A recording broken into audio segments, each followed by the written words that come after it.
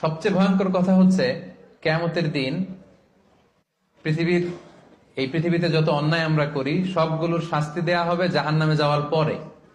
শুধু জাকাতের শাস্তি দেওয়া শুরু হয়ে যাবে ইয়াউমাল কিয়ামা। কিয়ামতের ময়দানে শিকল দিয়ে ডান্ডা বেরি পরি আপনাকে টানা হবে। কথা বুঝতে পেরেছেন? সব অপরাধের শাস্তি কোথায় হবে? জাহান্নামে। কোথায় যাওয়ার পরে? আগে ফায়সালা, আমি জান্নাতি না জাহান্নামে। জাহান্নামে গেলে তখন শাস্তি। শুধু জাকাতের শাস্তি কিয়ামতের ময়দানে মায়ের শুরু। আচ্ছা, এবার একটু বলেন তো, যে লোকটা জাকাত না দেওয়ার কারণে কিয়ামতে কোটি মানুষের সামনে তাকে শিকল ধরে টানা হচ্ছে, সে যদি নামাজি হয়ে থাকে তার নামাজ কি কাজে লাগলো? ও যদি হজ করে থাকে ওর হজ কি কাজে লাগলো? ওর অন্যান্য ইবাদত কি কাজে লাগলো? তো এজন্য এই যাকাত এটা হচ্ছে গরিবের অধিকার এবং এটা আল্লাহ তাআলা আমাদের উপর ফার্জ করেছেন, অবধারিত। এই ক্ষেত্রে যেন আমরা কোনো ধরনের গরিমসি না করি।